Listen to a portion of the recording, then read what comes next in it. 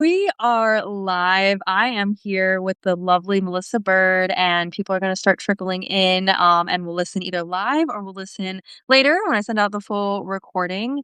But I am Kate Powell with so-called Kate for the People across a couple of different platforms, and this is the Candidates of Our Dreams series. We have a Congress that is very undreamy right now, and we are going to change that starting this year. And so Melissa is joining us today to talk about her campaign and what she is hoping to accomplish with it. But before we get started, just a quick reminder to everybody who will be listening now or will be tuning in later that this is homework time. So this is not the time for, just listening and being entertained, though I'm sure will be very entertaining along the way. But we also want to make sure that we engage in action items with our candidate. I also, as I say at the beginning of each one, this is not a purity test. We're going to be going through the various bullets of what progressive policy looks like, but there's also a lot of variation that can happen within each bullet. And there are also ways to accomplish the same thing, sometimes with other actions and ideas. And what we are looking for from our candidate is an ability to disagree or agree, but also to think bigger and all this kind of thing. And I'm pretty sure Melissa is going to fit the bill. Great. Yeah, So along those lines, Melissa, you're in Oregon 4, if I'm not mistaken. I am indeed. Hi, everyone. I'm Dr. Melissa Bird. I live in Corvallis, Oregon, and I am running for Congress in the Democratic primary in Congressional District 4. And the district, just so everybody is very clear, starts at the border of California and Oregon.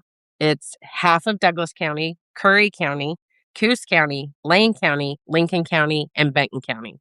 So it goes almost up the whole entire coast. So it's a very big district. And I'm running in the Democratic primary that is coming up on May 19th. So it's right around the corner. I was gonna say it really is. At this point, do you when are deadlines for getting into the primary? Oh, yeah. So the deadlines I do want to talk about are about voting deadlines, really. Right. So people have to be on the ballot by the first week of March. Okay. But what I really want voters to know is that because it is a closed Democratic primary, you have to be a registered Democrat in order to vote for me in the primary election. Ballots hit the end of April. And as many people in Oregon know, we are a motor voter state. So all of our ballots get mailed to our house. So if you want to register as a Democrat to vote in the closed Democratic primary, you have to be registered to vote as a Democrat by probably April 1st. Okay, so April Fool's Day. This is not a prank. Not a joke. Not a joke, not a prank.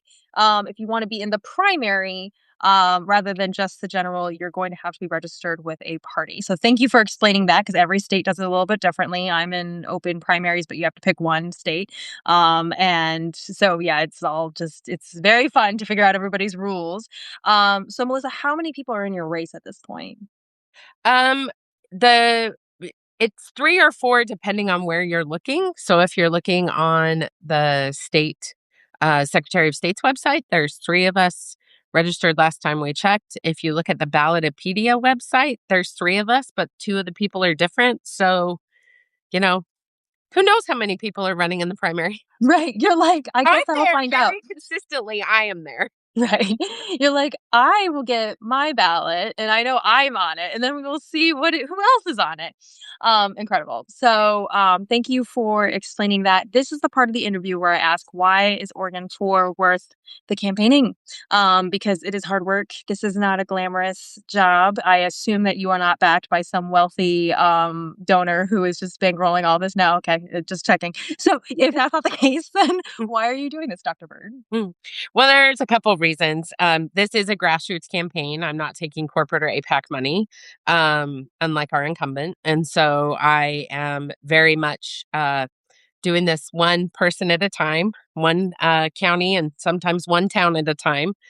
The reason that I'm running for there's a couple of reasons. The biggest reason is that I was listening to the incumbent during the 2024 election talk about housing and veterans. And some of the things that she was saying were not accurate about housing and veterans. And I'm married to a disabled veteran. And they were telephone town halls, and I was screaming in my phone. No one can hear me but my kids. And I was screaming, that's not how this works.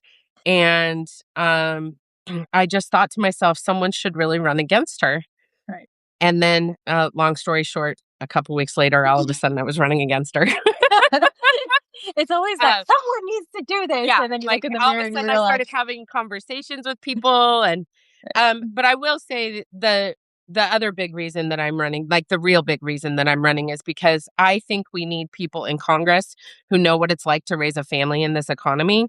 I have a master's degree and a PhD in social work, and so I understand what is happening in our communities, particularly as fascism is on the rise. I know how our family has been impacted, but I also understand how other families are being impacted. And this is the way I've decided to do something. I've always wanted to run for office. I never have before. I've been asked several times to run for office. It was never the right time. And now is definitely the right time. That's incredible. First of all, I love social workers. So thank you to your husband for his service, and thank you to you for your service as a social worker, Thank- because I consider it a public service. And I run nonprofits for a living. That's my gig, and I'm in a human services slash arts hybrid right now. Mhm. And the day that I hired a social worker to direct my programming was the day that everything changed. Yep. And your profession is so needed. And I think it sets you up very well for politics, to be honest. I talk a lot in my other content about harm reduction, about tiny microcosmic steps of progress. And social workers are built for that because that's your whole life, right? Like you don't Right. get big wins. It's not like you walk out of court or you walk out of a benefits meeting or whatever and the skies opened up and everything was. Sometimes that might happen, but it's not. It's usually like, thank God we're one step closer to, whatever. Well, And and I started my career in social work I was a preschool teacher, and then I also did advocacy for kids in foster care. yeah, And then I ended up in the political world. So my social work education pushed me into the world of advocacy and policy. And so I have worked in policy and advocacy for almost 30 years. So the best part about being a social worker is that, and I've taught social justice advocacy and policy to MSW students. So the best part of my work is that not only did I understand what was happening at the court level or with kids who were experiencing trauma, but I actually took that and started advocating. I'm actually the former lobbyist for Planned Parenthood of Utah. So incredible. Okay, so Mhm. as a foster parent, again, thank you for your service.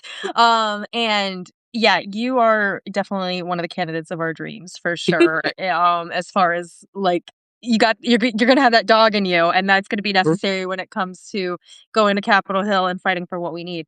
Yeah. So along those lines, as I referenced earlier, this is the Candidate of Our Dreams series, which means we are going through the Candidates of Our Dreams checklist. So we're gonna go one by one. Melissa, this is open like to how you want to answer Mhm. everything as per usual. But according to me, some girl on the internet, number one, the candidate of our dreams takes $0 in corporate campaign money, which you've already sort of referenced. So I'd love to learn more. Yeah, I mean, from the very beginning, this campaign has been built on my friends and my family and people in the community. So we are fundraising. I mean, I've spent a lot of time on the phone talking to literally thousands of people asking for money, um, and DMing. Sorry, everybody. I apologize for my DMs. Not really. I don't, because I have been in politics long enough to understand that um, the unfortunate thing is that money is in politics, and either we're going to play checkers or we're going to play chess, and I'm more interested in playing chess. And so, the long game to get people like me elected to office and all these other candidates of our dreams is that we have to put our money where our mouth is. And if we want more inspiring people leading this country and leading our states and our counties and our cities, then when those people show up, we have to be willing to help those people. And it doesn't take a lot of money. It takes 5 or 10 bucks. And I think that if the more people, I mean, I'll take the $3,500 donor, don't get me wrong, but I really want people to understand that it really only takes a $5 to $10 contribution consistently to make that happen. And so I will never take money from corporations ever, and I will not take APAC money. Amazing. Thank you so much for expounding on that. And yeah, I'm going to harp on this later too, everybody. But we are definitely going to put the links to the donation page for Melissa's campaign in the write up of this recording. And so please, if you, especially if you are in a situation where you're like, my district's good, I've got a rep that I'm happy with, and I don't feel like there's anything for me to do. No, that's not true. Donating and other kinds of volunteerism, which we'll get into later, but please get involved. If you want these independent candidates, they have to be grassroots supported. That's just the way it is. Hmm. Not independent candidates. If we want these progressive candidates who Yeah. are sometimes independent, sometimes not. Okay, number two, term limits themselves and advances term limit legislation. I have already signed a pledge to term limits. So that was actually one of the very first emails I got when we opened our campaign committee Mhm. was a pledge to term limits. So I signed it immediately.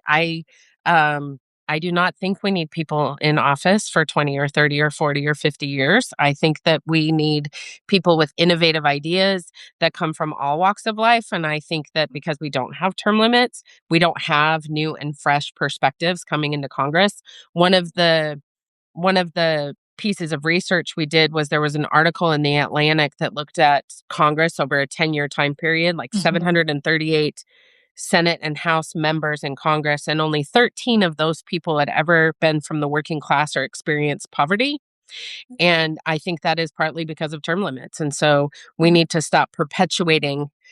This is literally the House of Representatives meant to represent the people.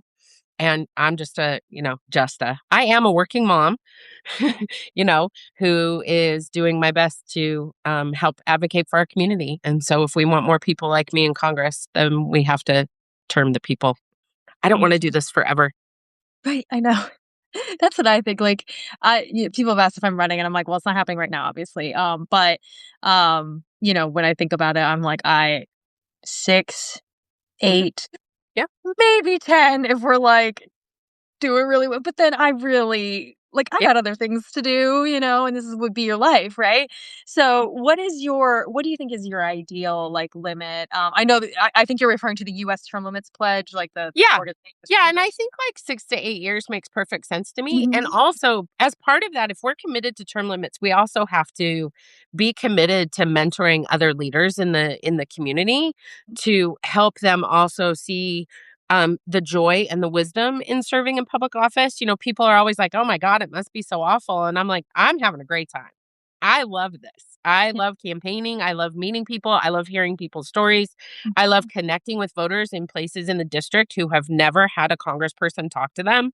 And so I really feel like if we are going to commit to term limits, then we also have to commit to building the bridge so that other people can come in after us who are ready and willing and able to serve. And so that's how we're going to really diversify the amount of people who are serving in public office. And I think it's really important for us to be able to identify leadership across the board because it doesn't just come from the professional politician. I don't know where we bought into the myth that Yeah. a professional politician is what we need, but I don't think we do.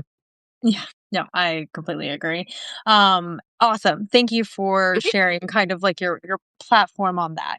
Number 3, reasserts their power over the Supreme Court. Mm. The Supreme Court.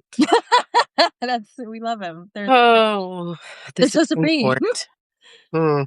There's a few members on there who are pretty. You know, I think what's really interesting about reasserting power over the Supreme Court is one of the things, and I learned this working for Planned Parenthood, right? Like, it's Mm, not just about the Supreme Court. We have to really pay attention to who is being nominated to the federal bench and who is serving in the state Supreme Courts. mhm, And I think it's really important for us to remember that it's not just about reasserting power over the Supreme Court, which is very important. It's also about remembering that the Supreme Court is only this way in its current iteration because that's just what people decided it should be. But that's not actually how, when they created the Supreme Court as its own, when they created the judicial branch as its own branch of government, it was never a hard and fast rule that the Supreme Court look the way it does. So it's not just about reasserting our authority over the Supreme Court. It's also about really paying attention to state Supreme Courts, federal benches, and also how can we explore having the Supreme Court um, change to adapt to the year 2026 and Mhm. beyond instead of the iteration we have of it now. And so I think it's not just about affirming Congress's power over the Supreme Court, but I think it's also about making sure that we're paying attention to how other courts are getting filled and also remembering that the current iteration is not necessarily a hard and fast rule and things can be changed. What are some changes that you would make if, they'll give you the magic wand question, "Here's your magic wand." Mhm. Well, Um I do think having more members on the Supreme Court would be Mhm. helpful. Yes. I think that part of the problem that we are running into, of course, is that you have these people on the Supreme Court where um, where there's not a lot of room for shifting our thinking about the law, Mhm. and and because of the way laws are made and the way things come to the Supreme Court, um, it used to be a very collegial body. Right. Mhm. And it's become more and more divisive, and I have heard justices talk about, how problematic that is. Yeah. And so I think thinking about adding more people, more seats to the Supreme Court is an interesting idea. I'm not, like, locked into any one thing, but I Right. do think we have to start exploring how we can make the court robust for the time that we are living in. Right. Yeah, one of my favorite ideas is not only adding to it, but switching it into a rotating panel like most of the appellate courts work, Mhm, in mhm, at the circuit level. So, you have a 3-judge and at the Supreme Court level, it'd probably be more than 3, but like, right, you know, 3, 5, whatever at a time, but the mhm, panel itself is much larger and they mhm, rotate in and out. So it's a lot harder for an Alito or a Thomas or Kavanaugh or whatever to kind of hold, yeah, some kind of policy area hostage, knowing that every case would always run through their hands, mhm. right? And I think that creates this diversity of thinking that I'm talking about, like, you Right. can't get into polarized politics because the court is not supposed to be doing those things, Right. right? No. It's supposed to be a diversity of thought to Mhm. help make our laws even more robust Right. for the whole of the people, not just the few. Right. 100%. Amazing. All right. No, I do number 4 and 5 together because they're Mhm, very related. 4 is raises wages and reinstates corporate tax marginalization, and I insist that those are together because mhm, of how corporate tax law works right now. And number yep. 5 increases tax marginalization for high net worth individuals. This is the tax the rich, but I'm definitely down to hear any nerdy thoughts about tax policy that you might have. Well, so we have to raise the minimum wage. Yes. Uh, Right now. and as part of that, one of the things that I used to teach my social work students is that we have not adjusted the federal poverty level, the FPL, for inflation or cost of living since 1978. So we can't just raise the minimum wage and think that's going to fix all of our problems. We have to adjust the FPL. And so that is something that I am deeply invested in because it actually will save federal tax dollars down the road if we actually change the FPL. And so the avoidance, of course, and the folks who oppose changing the FPL will say, "Oh my God, it'll cost us too much money." No, it won't, because if you raise the minimum wage and you also adjust the FPL, it actually becomes better for the economy because people are actually able to spend money and earn money so that they can put more money into the economy. So if we just those things together, that will work great. Our taxes are a mess. We absolutely should be taxing billionaires. The fact that we have this many billionaires to talk about Mhm. is actually pretty disturbing to me. I was having a really great conversation with Angelique. FPL is the federal poverty level, Yes. to answer your question. One of the things that I was talking to one of my best friends about this. Millionaires are actually really good for the economy because they have money to spend and they can put it back into the economy and make it recirculate. Right. Billionaires are really inflationary for the economy because they can never spend enough money. And Exactly. so we need to tax them to help our tax base. And also, millionaires also should be taxed at a certain level. And we need to stop taxing the poor. Right. I mean, it's just my daughter's a server at a restaurant. Taxing her tips is Right. is it's terrible.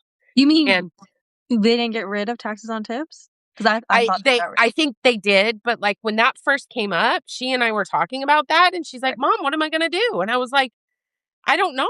Like, she still lives with us. right, So, she's 23 and still lives with us because she can't yeah, afford to be on her own because minimum wage is so low, even though it's higher here in Oregon. right, But, we've gotta look at this from a holistic community level. If right, we want people to be able to buy and sell goods, then we have to create an right. economy where that happens, and we do that by changing our tax structure, changing the FPL, and raising our minimum wage. Yeah, and I was being silly about the no tax on tips. It's only over a certain threshold, and you Yes. have to itemize, and Yes. most tipped workers don't actually break the standard deduction No. ceiling. No. So, it is nonsense is what it is. It was It's something that nonsense, and who expects a 21-year-old server at a bar to do those things? right. Yeah, no. No. So thank you for that. That makes a lot of sense. And I'm glad that you addressed the federal poverty level because that I know there was this article that has, become contentious on Capitol Hill about how the federal poverty line is actually 130,000 for a family of four or something. And I'm like, I don't think it's that contentious to be honest, especially in certain cost of living areas. I do what is your take on, because there's the federal poverty level, and then of course there's the various like regions, and in your field of social work, you have the expertise on this. What is the best solution for addressing the fact that your COL could be drastically different depending on where you live, and you would be making federal policy? So how would you tackle that particular issue? Yeah, I think that this is a great question for many policies, right? Because what we do at the federal level is we have engaged in this top-down policy where we have come up with policy making and we make all these rules around it. This is what I think a lot of people don't understand about the federal government is we create policies and then there's the rulemaking process around all those policies. And we have to change the rulemaking process so that it adapts to cost of living depending on where people are. Because where I live in Corvallis is a very different city than Eugene, Oregon, and Mhm. then the coast. The coast is mostly rural, right? And so we also have to adapt policy and rulemaking for region, right? And that actually is going to save taxpayer dollars in the long run. Like this is the thing I keep trying to explain to people is if we start to look at this as um we have an idea for a policy at the federal level and when we do the rulemaking and the grant making to get that money in the hands of people, I'm thinking of when we do like when we look at housing and we do community development block grants, what someone needs for a community development block grant in Eugene is not what somebody needs in Roseburg. And we have to be able to adjust for those things. We can't create these blanket rules that are supposed to adapt in Oregon and Texas and New York and, Colorado. Like we can't keep doing policy that way because it is a waste of taxpayer money.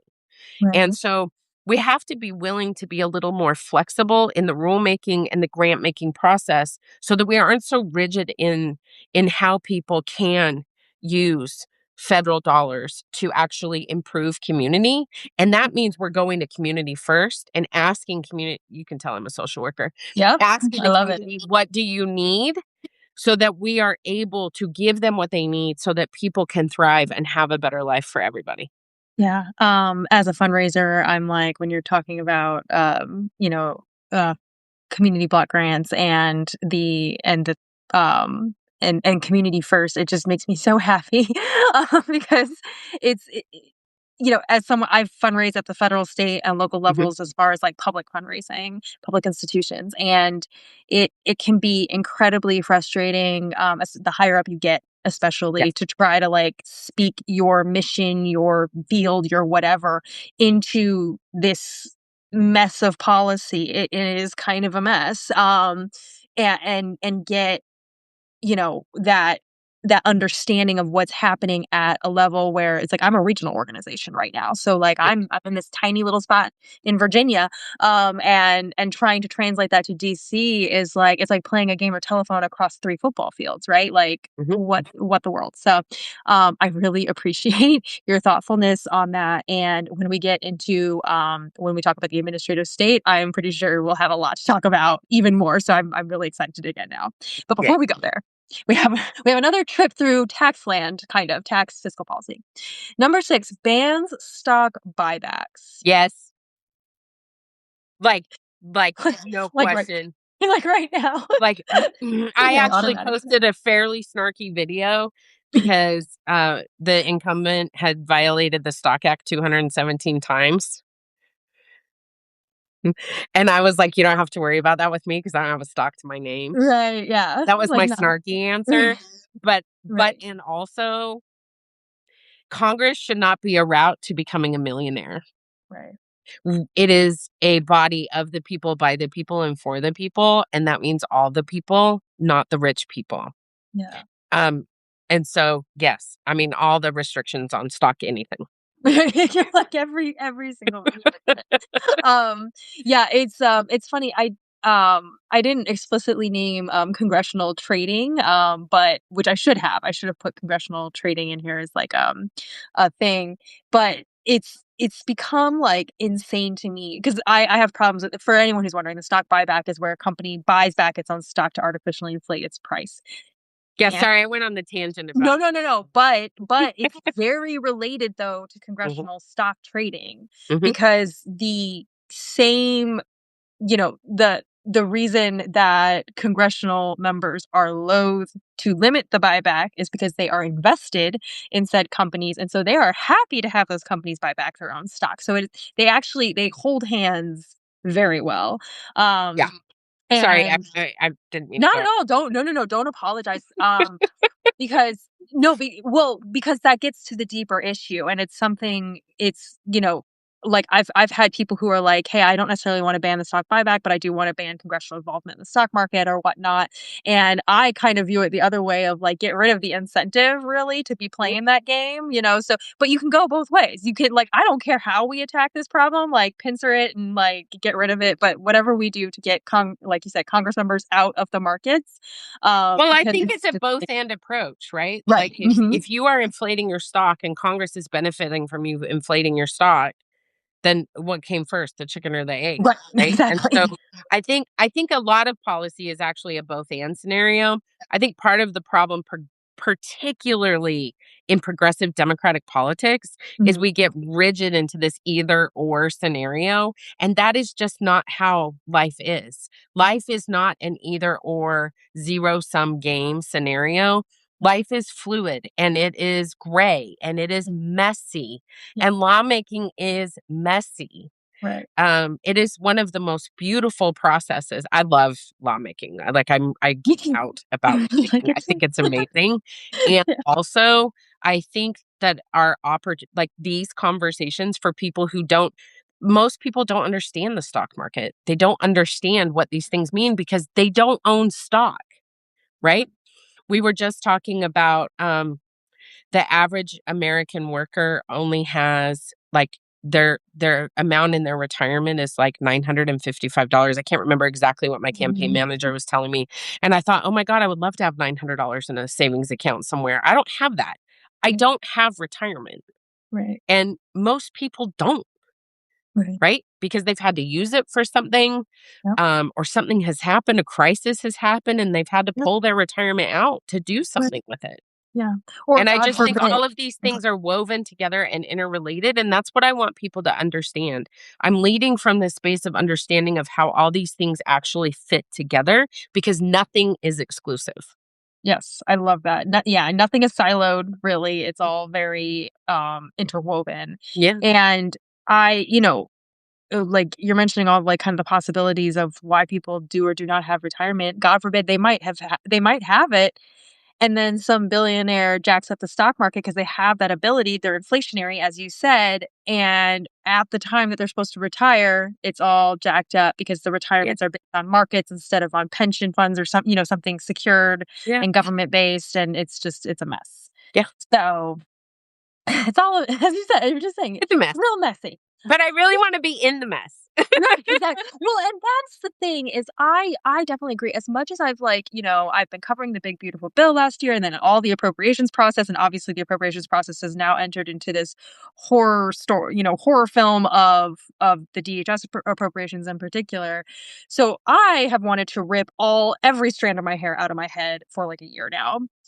And I am also fascinated when it works, and it's obviously not worked very many times at all in the last year, but when there's those moments of like, oh, some actual collaboration happened here.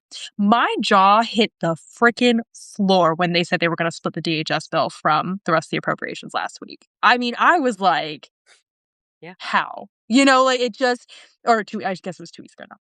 Like, it just felt like an actual miracle came out, and, so, obviously, we want more of that function happening, and obviously, we would like more function on the front end, so we're not getting to the dysfunctional part of a shutdown anyway, but that's a whole other thing. That's a whole nother podcast. Right, that's a whole yes, it's a whole other podcast. Number 7, speaking of a mess, invest in a robust, nimble, and strategic administrative state, and I am speaking to a doctor of social work, so I'm pretty sure like, we'll defer to the queen here for what needs to happen with an administrative state. So, what are your thoughts? Oh,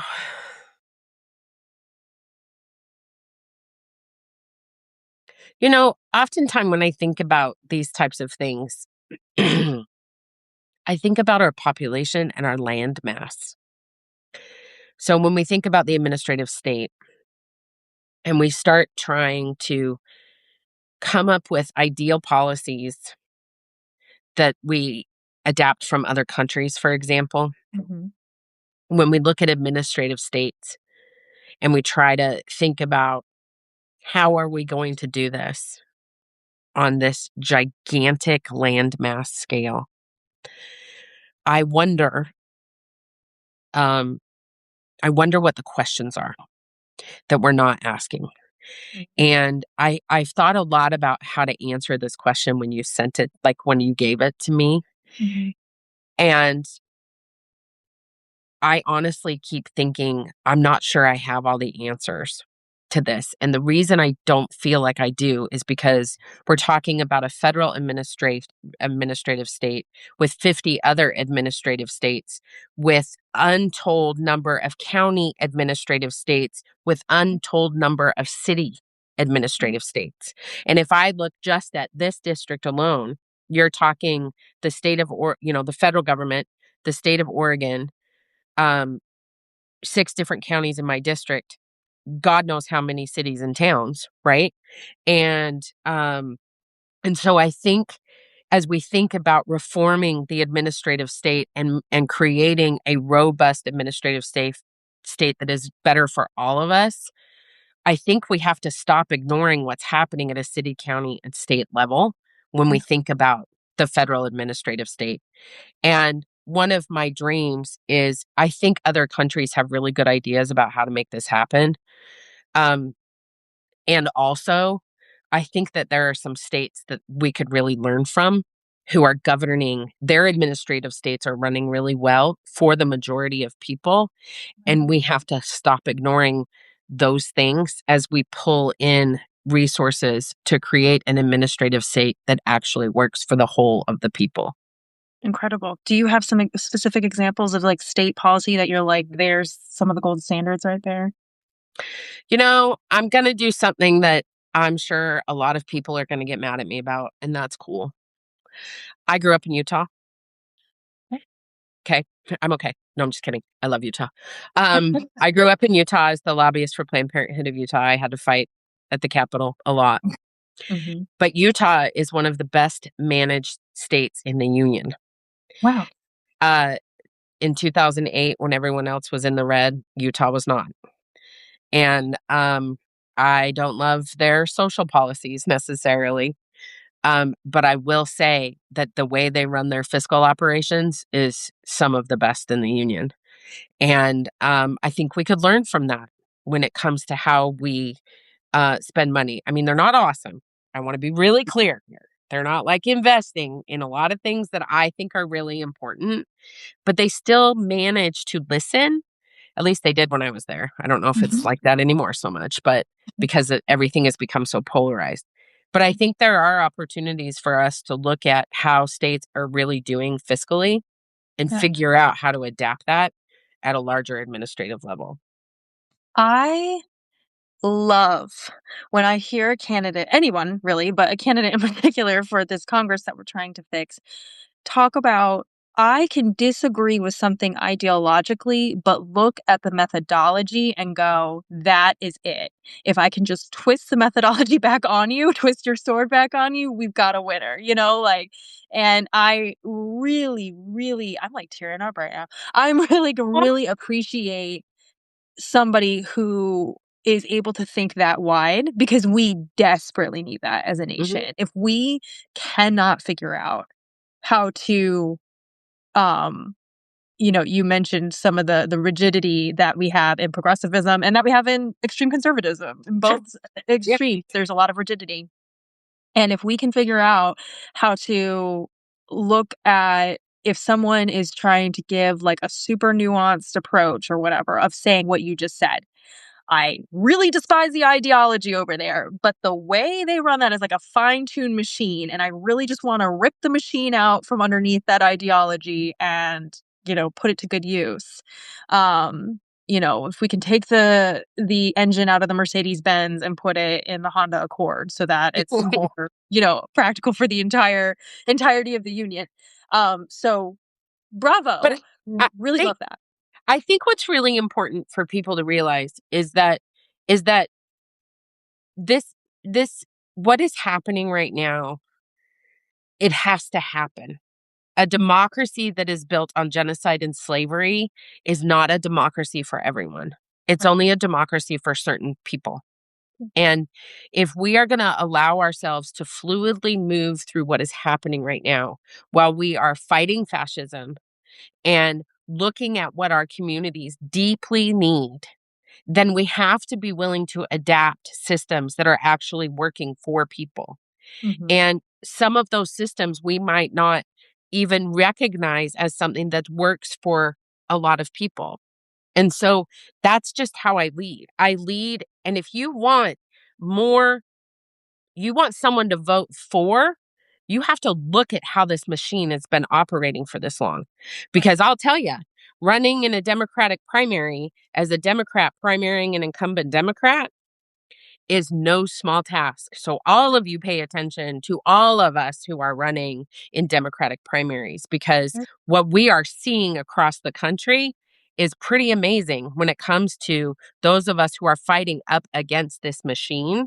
And if you wonder why you don't have people on the ballot that you can vote for that inspire you, I can tell you it's because of this binary either or, you can only do Democrat or Republican, nothing else matters, Right. machine that we are fighting against. Right. And that if we're going to shift the way the administration administers power, then we have to be willing to look at pull all sorts of different levers to change what's happening in this country. And what is happening is at the same time it is scary and terrifying, and also it is hopeful and Yeah. amazing. It is beautiful what is happening right now.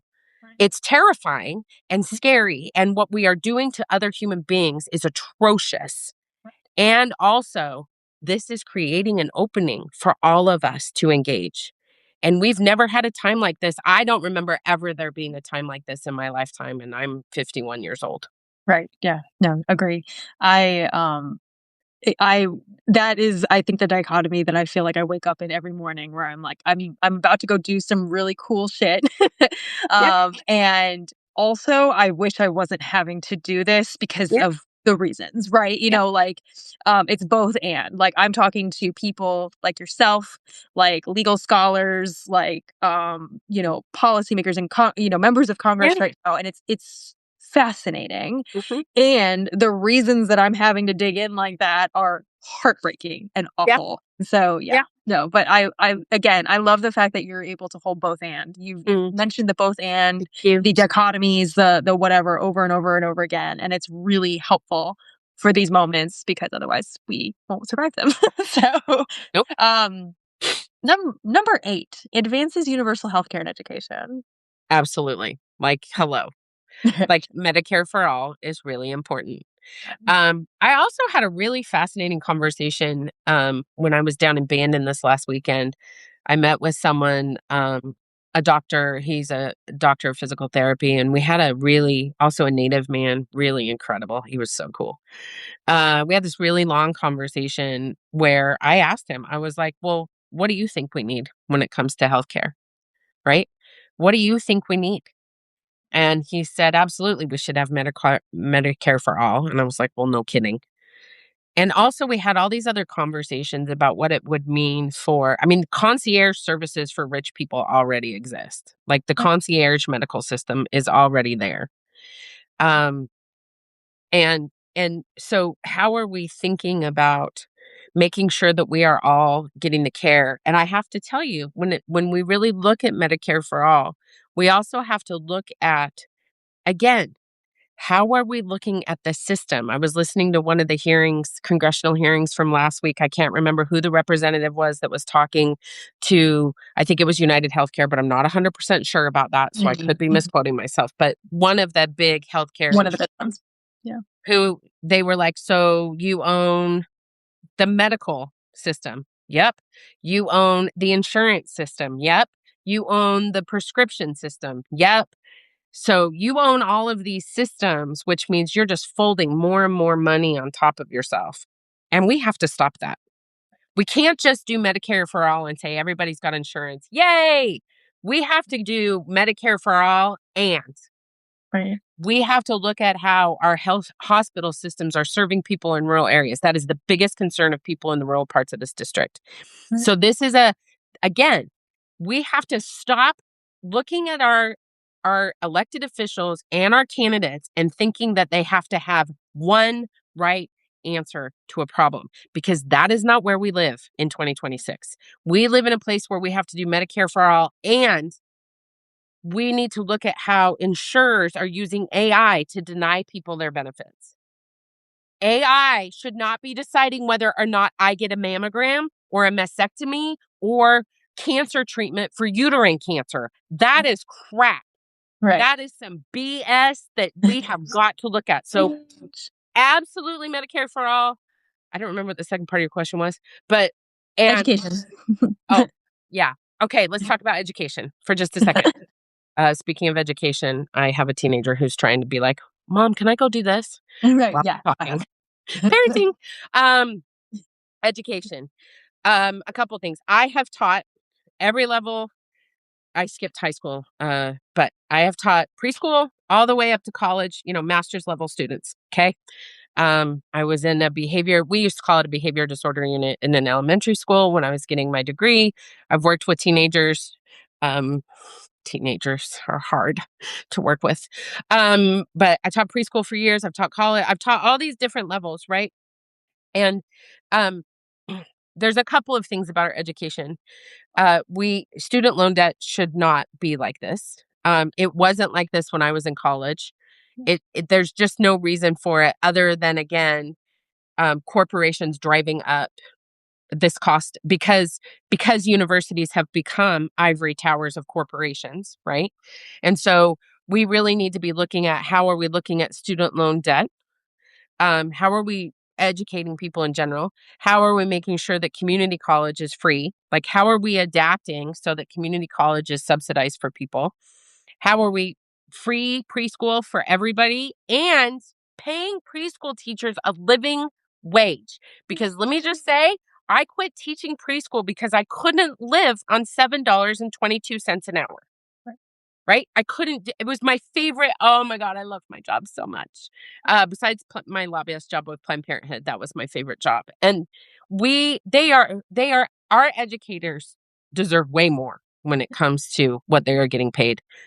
We have to address the student loan crisis. We have to. And I'm living with someone, my oldest daughter just graduated from college. And also the way we treat our veterans when it comes to the GI Bill, we have not adjusted the GI Bill. Yeah. And so my husband had to take out student loans to finish his degree because the GI Bill is time limited.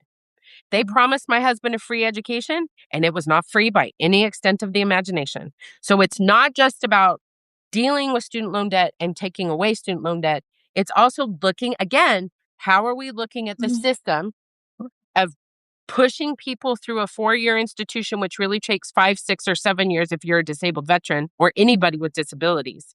And how are we helping subsidize people's education so that they can become our best and brightest workers to go out into the world? Right.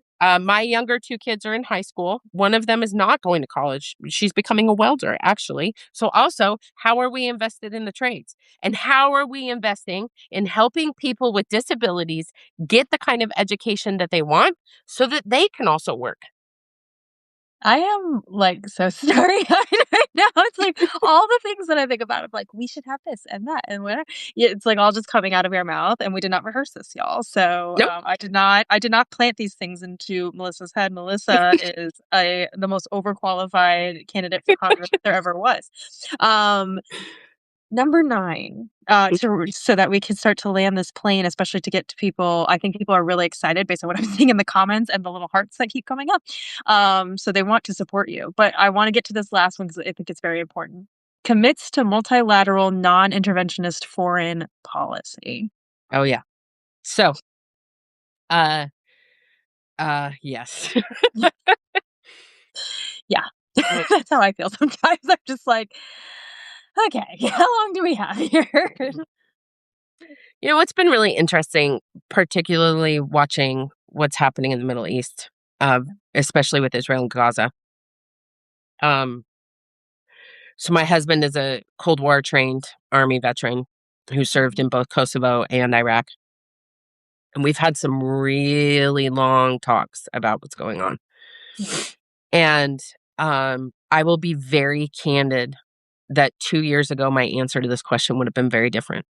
Mm, And also, that is the beauty of time and listening and learning. right. Um, we should not be funding Israel. The Israeli state being able to commit such atrocious, horrific acts of genocide against the Palestinian people is a horror that that we have been perpetuating on Native people on this body of land for 500 years. Right.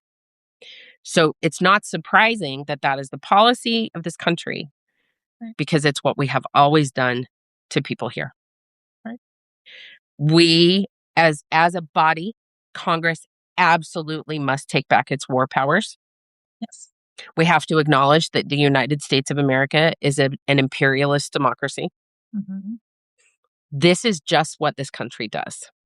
Right. And that is why we need more people in office, particularly more Indigenous people and people of color in office, Mhm. who can speak to these issues, not just from a policy standpoint, but from a personal standpoint. Right. Because this unilateral show of force, because Congress has not taken back the power to make war, is deeply, deeply problematic.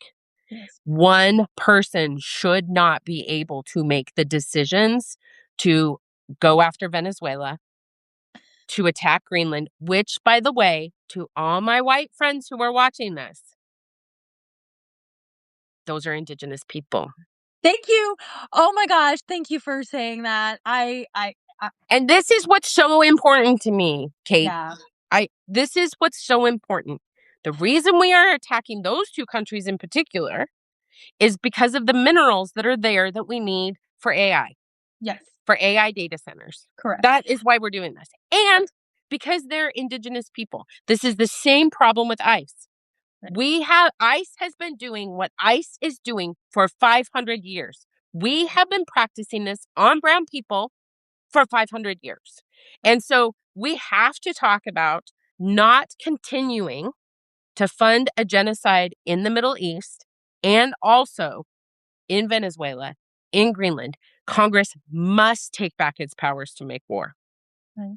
It must. Amen. Amen. When you said that, so many people have missed that part about Greenland, and it's so fascinating because even as of last year, Denmark was having to account for the way that they have done like literal eugenics Yes, on Greenlanders on indigenous last year, people. 2025. I know. Yeah, like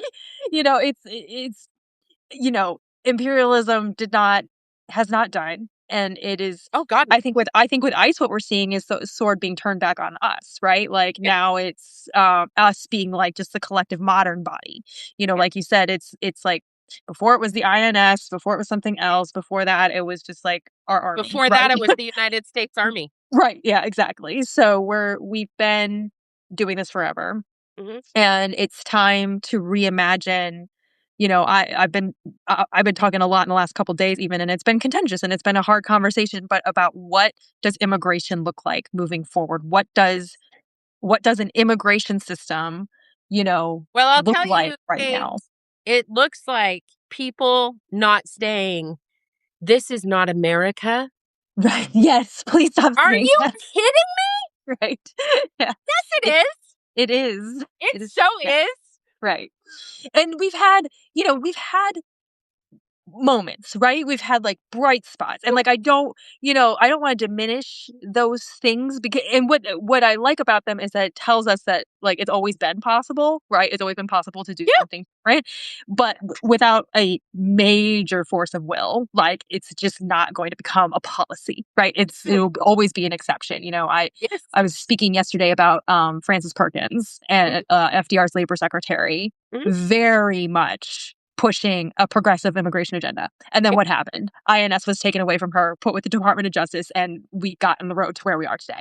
So Listen, it's we are right. moving the Bureau of Indian Education is Mhm. moving into the BIA and out of the Department of Ed. Right. Hello, boarding schools. Right. Yes. Right. Yeah. Yes. And also, if people, I'm just going to say this one more soapboxy thing and Yes. then we'll move on because we do have to land the plane. Right. Um, please stop saying that, that, that everyone is an immigrant. I am not. Part Right. of my ancestry is, for sure. Part of my Yes. ancestry is because my mother's side of the family is, and part of even my dad's side of the family is. Right. Not everybody is an immigrant. No. And when we continue to perpetuate that mythology, we continue to ignore the fact that there were approximately 75 million Right. people on this land, and now there's 3.5. Right. Because they're under the ground. So yeah. Um. I Melissa, I am so encouraged by this, and I'm basically like, we need to just make sure everybody that this woman gets to Congress. I don't know how else to say that, but please, like, make this. I can already tell. I can tell that you've got people in your district who are listening right now, and y'all need to make this happen. Please, I'm begging you, and I will do whatever I can to help. Um, Melissa, uh, to close out, please tell us where we can find you, Mm, what we need to do to support you, mm. and recap the election situation again before we Yes. finish. So you can find me at online on my website at melissabird4 FOR congress.com. You can find me on all the social media platforms. And you can get there from my website. There's also a beautiful bright red donation button when you go to my website. Click it. So click the donate button and donate whatever meaningful contribution you can, um, from $5 all the way up to $3,500. Your donations do make a huge difference. They all go to our field. They all go to making sure that we are reaching voters. Our canvassing, our phone banking, our lit.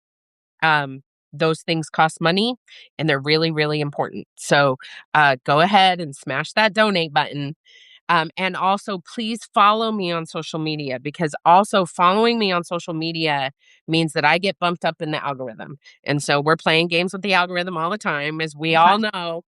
So please make sure that you're following me on all the social media platforms. Um, and then share what inspires you. I do a lot of videos and a lot of recording. And my favorite video, if you want to share it, there's two on my YouTube page. One is an interview with my high school history teacher where he talks about why he thinks I'd make an exceptional congresswoman. And the other one is my kickoff speech. My campaign kickoff speech is epic. Y'all should share all of that with the world. But I really want everyone to realize, and please volunteer. So don't just think you have to donate. Please sign up to volunteer. There's a volunteer link at the bottom right hand side of the website page that says volunteer.